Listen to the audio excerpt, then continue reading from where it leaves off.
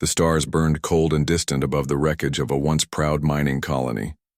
Smoke still curled from shattered buildings, and the ground was scorched from energy blasts. Alien refugees huddled in the ruins, whispering in fear as drones buzzed overhead. On the bridge of the UX Liberty E, Captain Lisa Hart watched the scene unfold on the main screen. Her face was calm, but inside she felt anger building like a storm. She had seen oppression before, but this was something else. This was cold, calculated cruelty. "They're scanning for survivors," said Dan Elliott, her first officer, "and not to help them." "No kidding," Lisa muttered. "How many do you think are left?" Dan checked his console. "Maybe 200, 300 tops. Most of the population was either killed or taken." Lisa's jaw tightened. "We have to help them." Dan looked at her with concern. "Commander, we were told to stay clear of this system. The Krelthi are all over it. If they detect us, then we make sure they don't," she interrupted. "Bring us into low orbit behind that gas giant. Cut all emissions and go dark. I want silent running until we know what we're dealing with."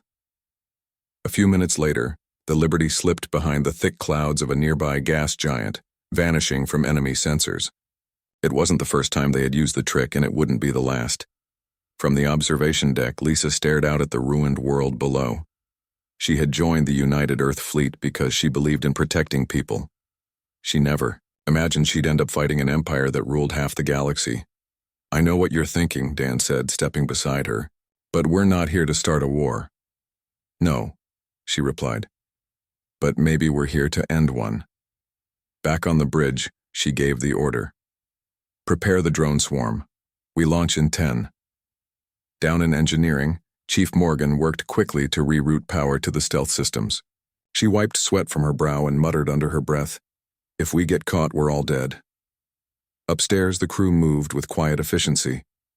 The Liberty was fast, smart, and built for missions like this. Its experimental drone swarm could confuse enemy sensors, while its adaptive shielding made it nearly invisible to scans. As the countdown hit 0, the drones launched. Dozens of small, silent machines streaked through space, each broadcasting false signals and mimicking enemy frequencies. Within seconds, the Krelthi patrols were confused, chasing shadows across the sky. "Now," Lisa ordered, "drop us into orbit and deploy the shuttles." 2 small shuttles detached from the Liberty and dove toward the surface. They landed near the ruins of the colony's central hub, where terrified aliens waited. The humans stepped out, weapons raised but not threatening. "We're here to help," Lisa said through a translator device. "Can you move?" One of the aliens, tall and thin with deep-set eyes, nodded slowly. "You are human?" "Yes," Lisa replied. "We're taking you somewhere safe." More refugees emerged from hiding, clutching whatever they could carry. The shuttles filled quickly. Back aboard the Liberty E, medical teams prepared for casualties. Meanwhile, Dan kept an eye on the radar. Krelthi command ships are moving toward the decoy signals. They haven't noticed the shuttles yet. "Good," Lisa said. "Get me a jump window ready. We leave in 5. Below, the last of the refugees boarded. As the shuttles lifted off, a patrol ship passed overhead. For a moment, everyone held their breath. Then the shuttles vanished into the clouds. Back on the Liberty E, the injured were rushed to Med Bay. Lisa stood over a wounded alien child who looked up at her with wide, scared eyes. "Thank you," the child whispered. Lisa smiled gently. "You're safe now," Dan approached. "We've got company. One of the Krelthi ships broke away from the others. It's heading straight for us." "Launch another wave of drones," Lisa ordered. "Confuse them again. We need time to jump." The drones launched once more, scattering false readings across the battlefield. The Krelthi pilot hesitated, unsure which target was real. That was all the time they needed. "Initiate jump," Lisa said. Space twisted around them as the Liberty vanished in a flash of light. Far from the battle, in the depths of rebel space, a message was intercepted by a group of freedom fighters hiding on a remote moon. "This is the UEC's Liberty. We rescued civilians from a Krelthi-controlled world. If you are suffering under their rule, know this. You are not alone. The message spread quickly, copied and rebroadcast across hidden channels. For the first time in generations, hope flickered. In the hearts of the oppressed, somebody had finally stood up to the Krelthi. And it was just one human ship. In the command center of the Krelthi High Council, leaders watched the footage of the ambush with growing fury. "Find that ship," one of them growled. "Find it and destroy it." But already the Liberty was gone, slipping silently through the stars, carrying not just survivors but the spark of something new. A revolution was beginning, and it had started with a single act of defiance. In the weeks that followed the rescue, the UEC's Liberty became more than just a ship. It became a symbol. Across the galaxy, whispers spread through hidden networks and secret transmissions. Someone had stood up to the Krelthi, and not only had they survived, they had won. On board the Liberty, life continued as usual, but the mood had changed. The crew knew they were no longer just explorers or patrol officers. They were part of something bigger now. Captain Lisa Hart tried to keep things normal, but she could feel the shift in every conversation, every glance shared between crew members. Dan Elliott, her first officer, noticed it too. "They're watching us," he said one evening as they reviewed reports in the command room. "Who is?" Lisa asked, though she already knew the answer. "Everyone. Rebels, traitors, even some of the neutral worlds. They've seen what we did. They want to know if we'll do it again." Lisa looked at the screen where messages from distant systems scrolled by. Requests for help, offers of information, warnings about Krelthi movements. It was overwhelming. "We can't get involved in everything," she said quietly. "No," Dan agreed. "But maybe we can pick our battles." Not long after, a new signal came in, weak and scrambled but clear enough to understand. It was from a planet called Virex 9, a small world on the edge of rebel space. The message was simple: help us before it's too late. Lisa studied the data. Virex 9 was a mining colony controlled by a minor Krelthi governor. The locals had been planning an uprising, but something had gone wrong. The Krelthi had crushed the rebellion before it could begin. Now the survivors were hiding in the mountains, waiting for death. "We don't have time to debate this," Dan said. "If we wait, there won't be anyone left to save." Lisa hesitated. Going there meant risking the Liberty and everyone aboard. But she also knew that if they didn't act, the spark they had started might die out before it could grow. She gave the order. "Set course for Virex 9. Silent running until we arrive." The Liberty slipped into hyperspace, leaving behind the quiet stars and heading toward danger. Virex 9 was a frozen wasteland. It's a surface covered in ice and jagged rock formations. Thick clouds rolled overhead, hiding the twin suns that barely warmed the surface. The Liberty hovered above the largest mountain range, scanning for signs of life. Below, in a hidden cave system, a group of rebels huddled around a failing heat source. Their leader, a woman named Nara, stared at the broken transmitter in frustration. "It's useless," one of them muttered. "No one's coming." Nara refused to give up. "Someone will hear us. Someone has to." Just then, the sky above them lit up. A streak of light cut through the clouds as the Liberty dropped out of hyperspace. Moments later, a shuttle descended, landing with a soft hiss in the snow-covered valley. Lisa stepped out, her breath visible in the cold air. Dan followed, along with a small team armed with stun weapons and communication gear.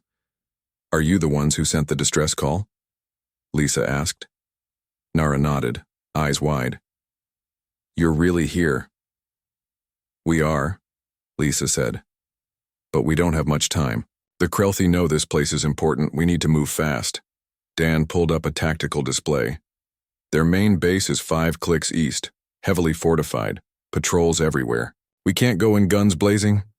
"We don't have to," Lisa said. "We use their own tech against them." Within hours, the Liberty launched a series of drone decoys. They mimicked enemy signals and broadcast false orders to the Krelthi patrols. Confused and disoriented, the soldiers began chasing ghosts. Meanwhile, Lisa and Dan led a covert insertion team through the mountain pass. Using thermal cloaks and silent movement, they reached the rebel hideout undetected. "How many of you are left?" Dan asked. "About 60, Nara replied. "Most are injured or exhausted. We fought back, but we didn't stand a chance." "You will next time," Lisa said.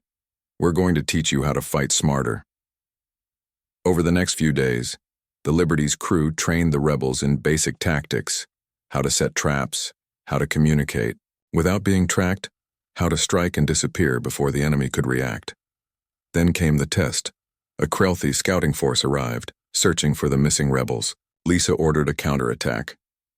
The newly trained fighters ambushed the patrol from 3 sides, using terrain and timing to their advantage. Within minutes, the Krelthi forces were scattered, their equipment destroyed. News of the victory spread quickly. Other rebel groups across the sector began reaching out, asking for guidance, for weapons, for hope. Back on the Liberty, Dan watched the growing list of incoming messages with a mixture of pride and worry. "This is what you wanted, isn't it?" he asked Lisa. "I wanted to protect people," she said. "I never thought we'd start a war." "Maybe we didn't start it," Dan said. "Maybe we just showed them it was possible." As the Liberty prepared to leave Virex 9, Nara approached Lisa one last time. "Thank you," she said. "Because of you, we believe we can win." Lisa placed a hand on her shoulder. "Winning starts with believing it's possible. Now make sure you prove it." As the Liberty rose into the sky, the rebels watched from below. Their spirits lifted. Far away in the heart of the Krelthi Empire, alarms were sounding. The Council was furious. A single human ship had done what no one else dared, inspired others to fight back, and the fire was spreading. The UX Liberty drifted in the cold silence of space, its hull scarred from past battles. Inside, the crew worked in quiet tension. They had become more than just a patrol ship. They were now the heart of a growing rebellion. News of their victories on Virex 9 and other worlds had spread like wildfire. But with that success came danger. In the command room, Captain Lisa Hart studied the latest reports. Messages came in faster than they could be read. Requests for help, offers of alliance, warnings about Krelthi movements. It was overwhelming. "They're not treating us like an accident anymore," Dan Elliott said, standing beside her. "They know we're real. And they won't stop until we're gone," Lisa replied. She looked at the screen showing enemy fleet movements. "They're gathering forces." Dan nodded. "We need to move before they find us." But before they could leave, a new message arrived. This one wasn't from rebels or survivors. It was from a defector, an officer within the Krelthi military who wanted to speak directly to Lisa. Against Dan's protests, she agreed to the meeting. A small shuttle was dispatched to a remote asteroid base where the defector waited. The place was dark and empty, lit only by flickering lights. The alien stepped forward slowly. He wore old armor, his face lined with fear and exhaustion. "You are the human captain?" he asked through a translator. "Yes," Lisa said. "Why did you come here?" "Because I have seen what your ship can do," he said, "and I want to help you destroy them." Lisa exchanged a look with Dan. Trust didn't come easily, especially with someone who had once served the enemy. "What do you know?" she asked. He handed over a data chip. "This contains information on the Krelthi's main weapons station, their central command hub. If you strike there, you will cripple their control over half the sector." Dan took the chip and ran a quick scan. The data was real. "Why are you doing this?" Lisa asked. The defector looked away. "Because I saw what they did to my own people when they refused to obey. I used to believe in their strength. Now I see only cruelty." Lisa studied him for a long moment. Then she nodded. "If this is true, we'll make sure it counts." Back aboard the Liberty Ike, plans began forming.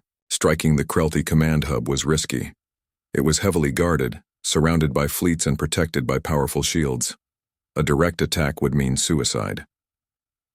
"We don't fight fair," Dan reminded the team. "We use our strengths." Those strengths included stealth, speed, and deception. The Liberty's drone swarm could confuse enemy sensors, while its adaptive shielding allowed it to slip through defenses unnoticed. But even with those advantages, they needed help. Lisa made a bold decision.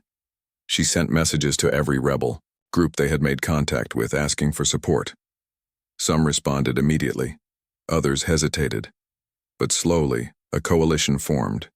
A daring plan was set into motion. The Liberty led the charge, moving silently through the void. Behind it followed a fleet of rebel ships, small, fast, and desperate. They had little in common beyond their hatred of the Krelti, but now they fought together. As they approached the command station, the drones launched. False signals filled the enemy radar. Decoys mimicked larger warships. Confusion spread among the Krelti defenders. Now, Lisa ordered. The Liberty broke, from stealth and dove toward the station's core. Dan guided the targeting systems as the crew worked furiously to disable the shields. But then the alarm sounded.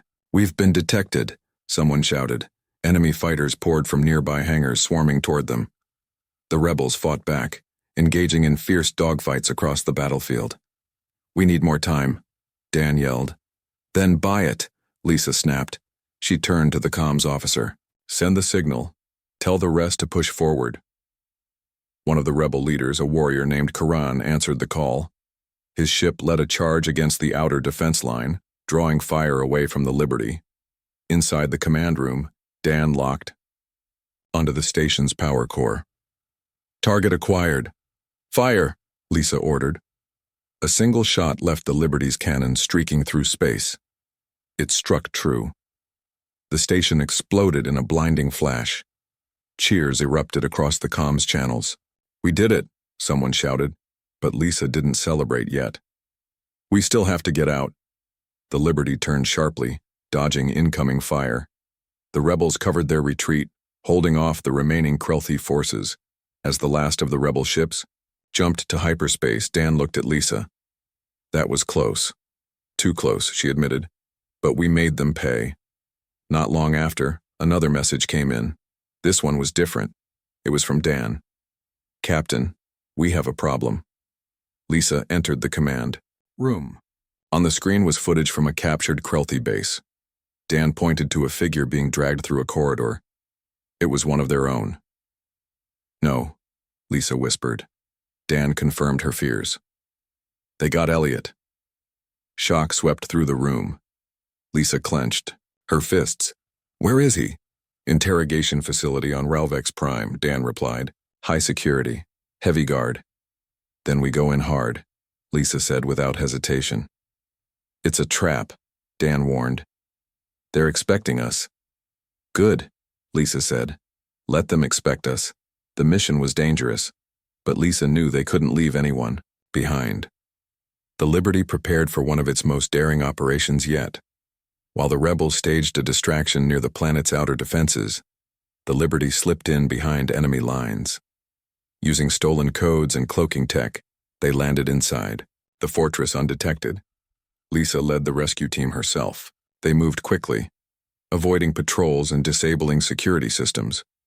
Finally, they reached the prison block. Elliot was barely conscious, bruised and exhausted, but alive. "You came?" he mumbled. "Of course we did," Lisa said, helping him up. They barely made it out. Alarms screamed across the compound. The Liberty lifted off just as enemy forces closed in. As they jumped to safety, Elliot looked around at the crew. "Did we win?" he asked. Lisa smiled grimly. "We survived, and we made them afraid."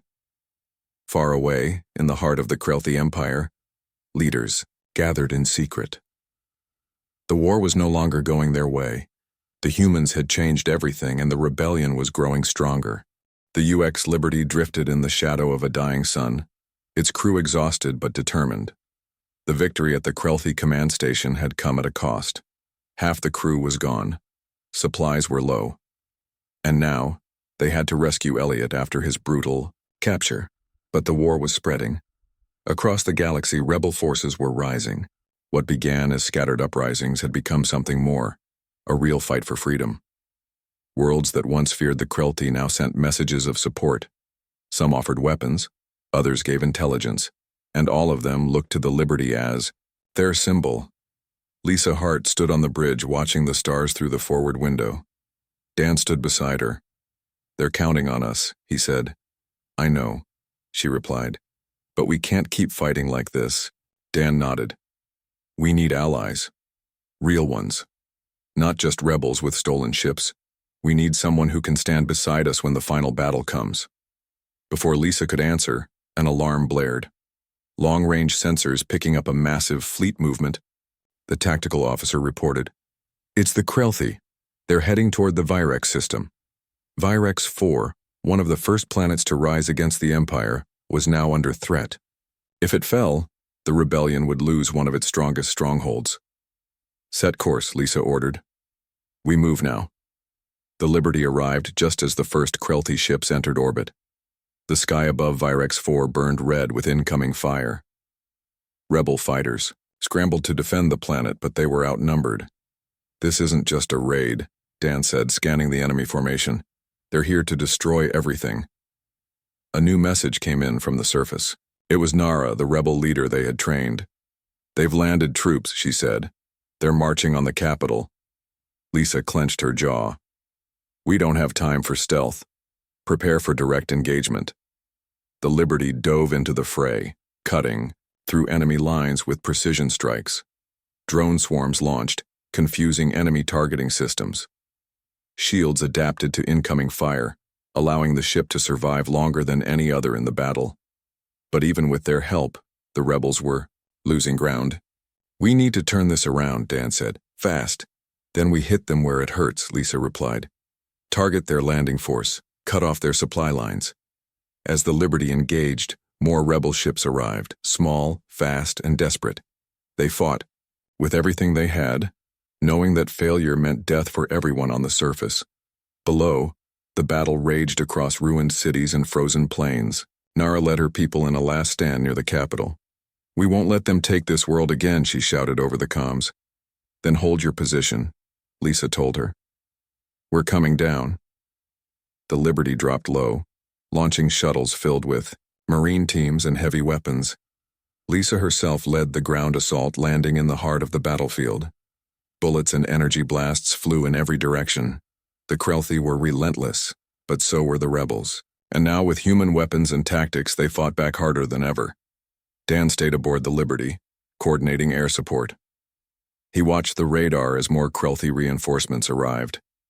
"We're running out of time," he muttered. Then, "Make it count," Lisa's voice crackled through the comms. For hours, the battle raged. The Liberty took heavy damage. Engines flickered. Shields failed in places. But still they held. And then something changed.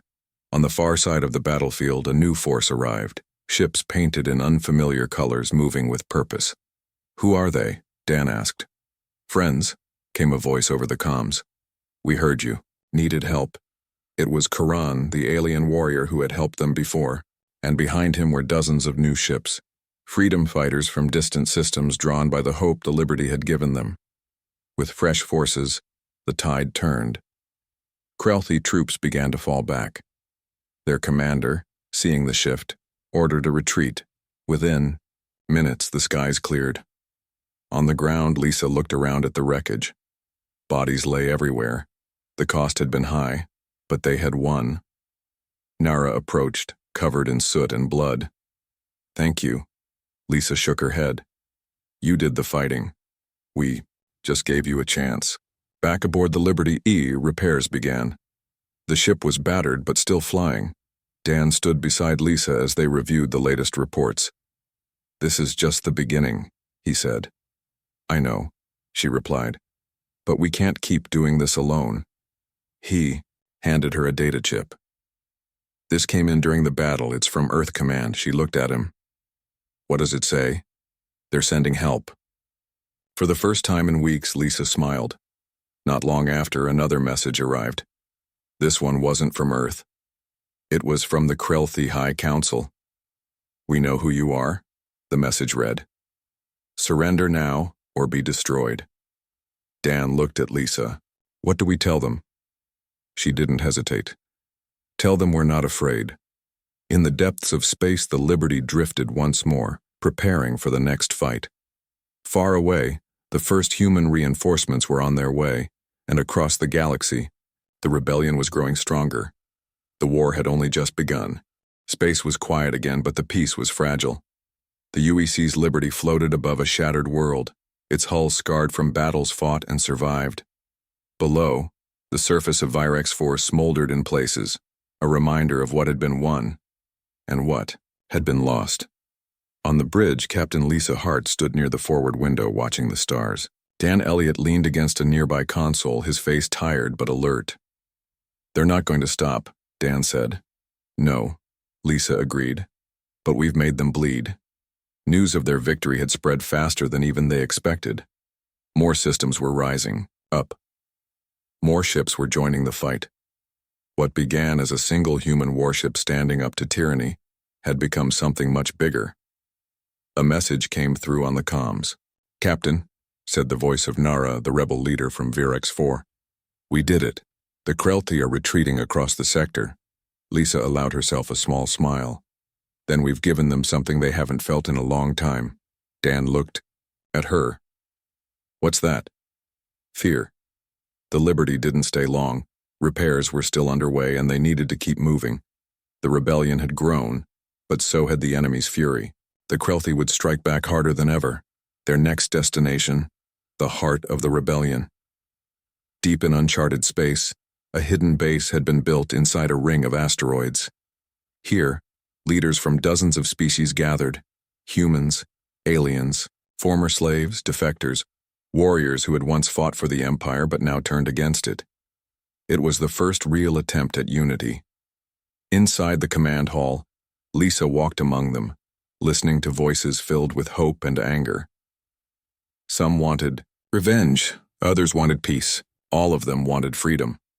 A tall alien with deep-set eyes approached her. "You have done what none of us could." "We just gave you permission to fight back," Lisa replied. He nodded. "Still, you lit the fire." Dan joined her as they watched the discussions unfold. "This is new for all of us, working together, trusting each other." "Trust takes time," Lisa said, "but we don't have much of it." Just then an alarm sounded. "Enemy fleet detected," the scout reported. "Hundreds of ships, heading this way."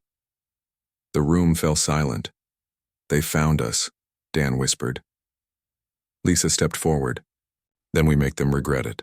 The battle was unlike anything they had faced before. The Krelti had come with everything they had: massive warships, elite fighters, planet-killer weapons. The rebels were outgunned, outnumbered, but they had something the Krelti didn't expect: unity.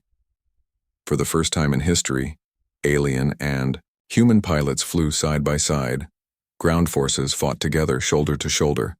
Every ship in the rebel fleet moved as one, and leading the charge was the Liberty. Lisa pushed the ship beyond its limits, weaving through enemy fire, striking hard and fast. Dan coordinated the fleet from the bridge, guiding attacks and countering enemy maneuvers. Below, on the surface of the hidden base, civilians prepared to evacuate. Nara led the defense teams, holding off waves of Krelti troops. "We can't hold forever," she warned over comms. "Then buy us a little longer," Lisa replied. She turned to Dan. "We need to end this." He studied the enemy formation.